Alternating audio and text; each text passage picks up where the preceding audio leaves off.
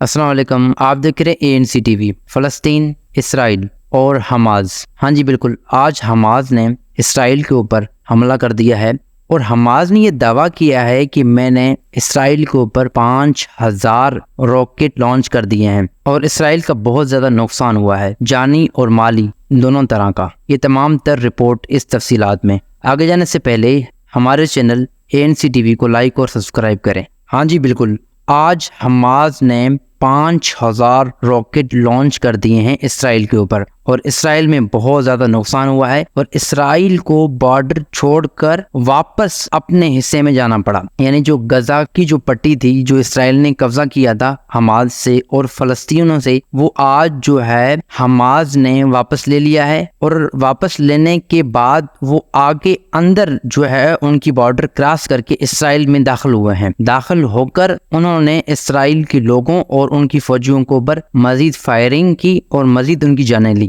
5000 rocket جب انہوں نے لانچ کیے تو اس کے بعد 100 اسرائیل ہلاک ہوئے اور 800 سے زیادہ جو اسرائیلی ہیں وہ زخمی ہیں اس وقت، اور یہ جو لڑائی ہے ابھی وہ جاری ہے اور حماس نے اس کو ایک اسپیشل نام دیا ہے جس کو اردو میں کہا جاتا ہے طوفان اقصی اور انگلش میں الاقصی فلڈ، یعنی اس جنگ کو ایک نام دیا گیا ہے حماس کی طرف سے، اور حماس نے تمام وہ غزہ کی پٹی جو ہے وہ اپنے کنٹرول میں لیا ہے اور حماس یہ دعویٰ کر رہا ہے کہ میں فلسطین کا جو حق ہے وہ لے کر رہوں گا اور اسرائیلیوں کو جو ان کا بارڈر بنتا ہے وہ اپنے بارڈر میں رہیں، ہماری بارڈر اور ہماری طرف نہیں آئیں۔ 2007 سے جو ہے وہ اسرائیل غزہ کی پٹی کو حاصل کرنے کی کوشش کر رہا ہے، اس نے تمام زیادہ علاقے حاصل کر بھی لیے تھے، لیکن آج جو ہے حماس نے 5000 راکٹ لانچ کیے اسرائیل کے اوپر اور اسرائیل کو واپس جانا پڑا اور وہ بارڈر کا جو لائن ہے وہ چھوڑنا پڑا۔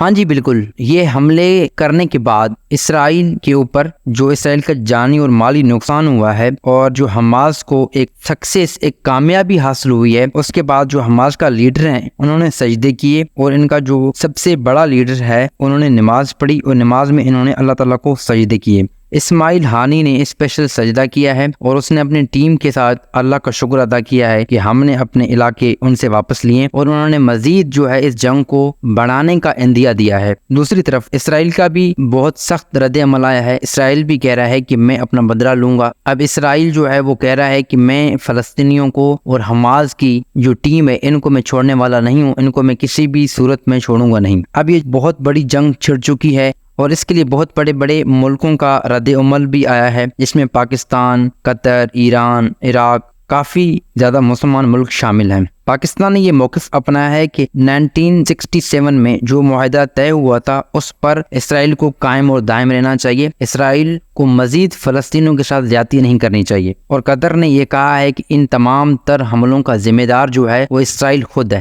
ہاں جی بالکل، یہ لڑائی جو ہے حماس اور اسرائیل کے درمیان جاری و ساری ہے۔ اس میں ہوگا کیا؟ اب ہوگا یہ کہ اس میں مزید نقصان ہوگا، مزید جانیں جائیں گی، مزید لڑائی ہوگا، اور یہ لڑائی کہاں تک جائے گا اس کی کوئی بھی گارنٹی نہیں ہے، کیونکہ اس بار جو حماس نے جنگ چھیڑی ہے وہ بہت بڑے پیمانے پہ چھیڑی ہے اور بہت زیادہ راکٹ جو ہے لانچ بھی کر دیے، اور وہ راکٹ لانچ کرنے کے بعد انہوں نے بارڈر کراس کر کے اسرائیل کے پاس گئے ہیں۔ اب اسرائیل اس کا ریئیکشن دینے کے لیے تیار ہے، اسرائیل کہہ رہا ہے کہ میں ریئیکشن دوں گا، اب ریئیکشن کے بغیر میں کبھی بھی چپ نہیں بیٹھوں گا۔ جنگ ابھی چھٹ تو گئی ہے، اب یہ جنگ بہت بڑی شکل اختیار کرے گی۔ لگتا یہ ہے کہ اس میں اور دوسرے جو کنٹریز جو خاموش ہیں، اس میں بڑے بڑے کنٹریز ہیں، اب یورپ کا بھی اس میں موقف آنے والا ہے، ابھی امریکہ کا آنے والا ہے، ابھی انڈیا کا، چائنا کا جو ہے وہ رشیا کا موقف آنے والا ہے۔ اب ان کا موقف جب آئے گا تو مجھے ایسا فیل ہو رہا ہے نیوز سے اور جو یہ کام ہوا ہے، جتنے زیادہ جانے گئی ہیں اور جتنے زیادہ وہ راکٹ انہوں نے لانچ کیے ہیں، راکٹ لانچ کرنے کے بعد انہوں نے وہ بارڈر کراس کر کے ان کے پاس گئے ہیں، اور اس کے بعد جو اسرائیل کا